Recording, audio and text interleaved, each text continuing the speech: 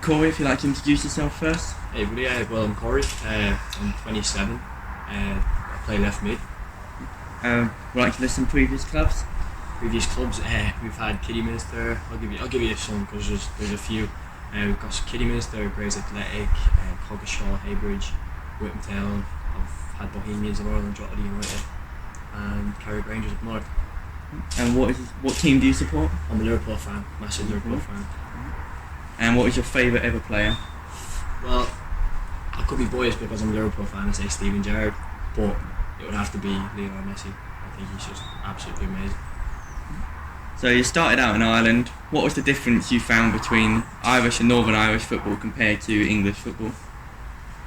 Definitely the standard and competition. There's just a lot more gifted players here in non-league, etc. Obviously coming down from the higher leagues and that, obviously being in the academies. Physically as well, it's more demanding here. But there is some good footballers in Ireland and the level is good. But for me, it just big tips it here. It's a little bit better over here in terms of that quality and yeah,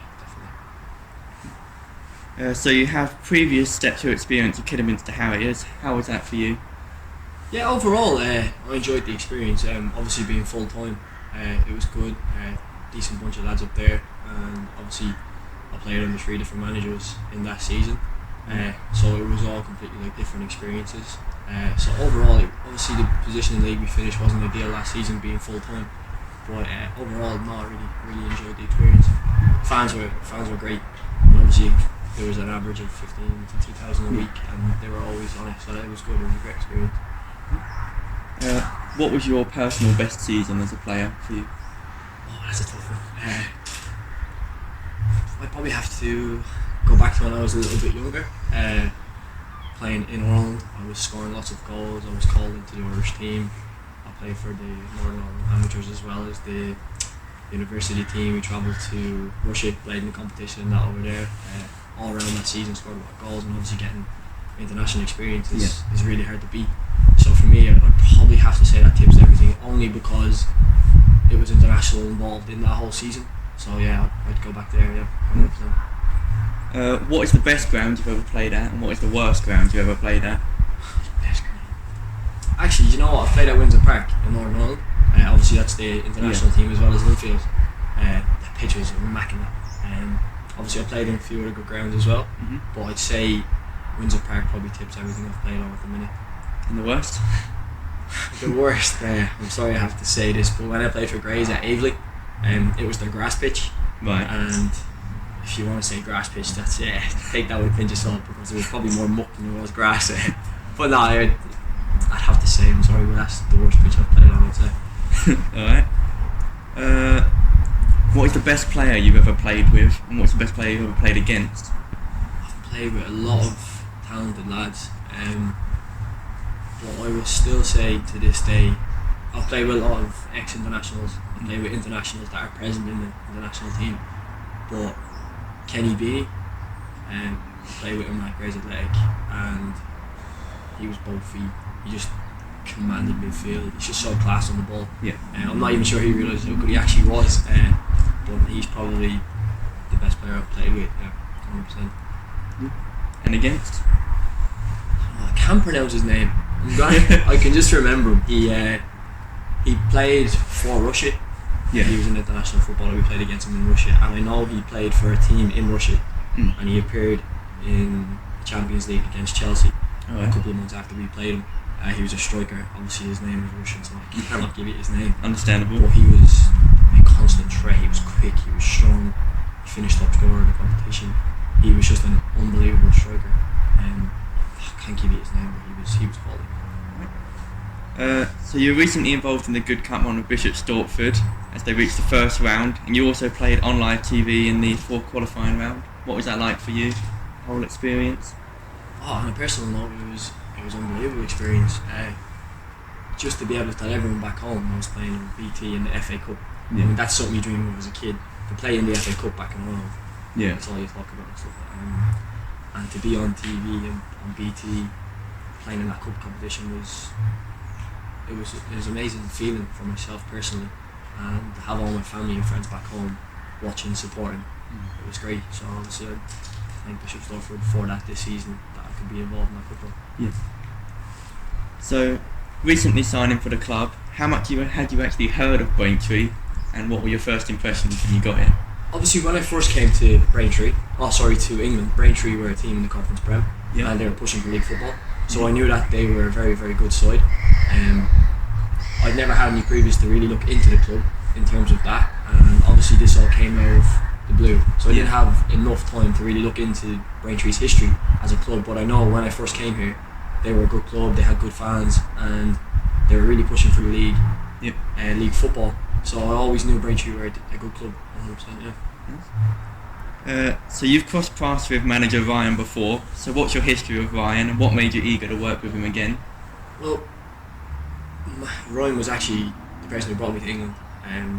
Obviously, when I was playing in Northern Ireland, him and my manager were talking, had a conversation, and he rang me and asked if I wanted to play football in England. And obviously, that was my dream at the time. So I was like 100%. Since then, I've had a very good relationship with Ryan, and I've seen him manage, and I was keen to come in and play for Ryan. Obviously, at this level as well. So conference is a good level, it's a respected level. Yeah. But the difference is the way he manages. His man management is really top notch. I think like a lot of managers that I've played under, they're happy to have players at mid range. So you're on a steady. With him, he demands. So obviously, the way he speaks to you, the confidence he gives you, you're already up here. Yeah. And the further instructions, the further demands that he demands off you personally, he makes you feel a little bit special. So for me, your performances can only really go up and up. I think that's the main thing as a manager, is man management. Yeah. Like the best managers in the world, like Klopp, Pep Guardiola, their man management skills must be unbelievable. You see week in, week out that teams of squads of 18 players can all perform. Yeah. And I think if you can get that at any level, you're a great manager.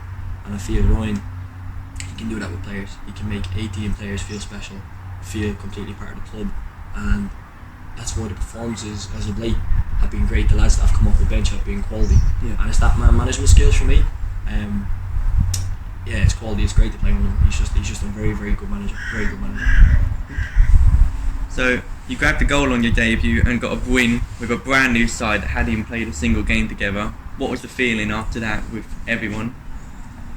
Yeah, I mean, as soon as I'm sure there was some people in the ground, you could almost feel the relief after that win.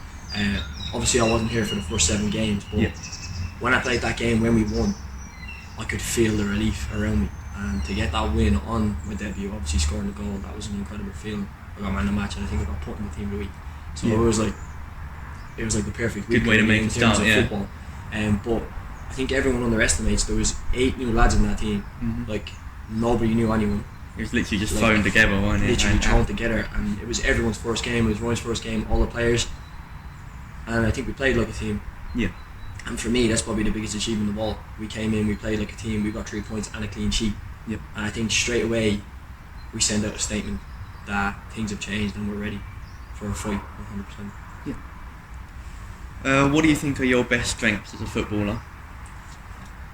Best strengths? Well, I'm quick, but I think mainly my fitness.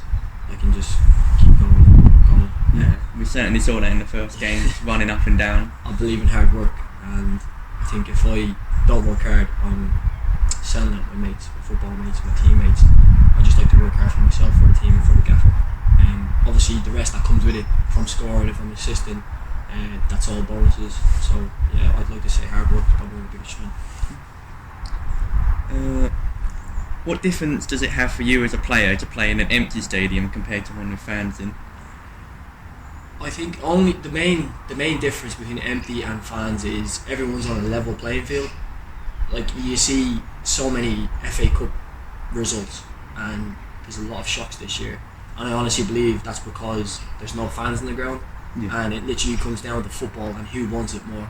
Because obviously you go to some stadiums and there's a lot of fans, and I'm sure it can be very intimidating for some boys, which it would be. You have loads of fans screaming at you and that, but when there's no fans, it's literally who wants it more. It comes down to who wants it more. There's no intimidation. So for me, that is probably the only difference. Yeah, but obviously everyone was fans, so can't wait to get them back in. Final question: where do you think Braintree will end up at the end of the season? I think in this league, if you can get a lot of consistency going, you can end up right at the very top.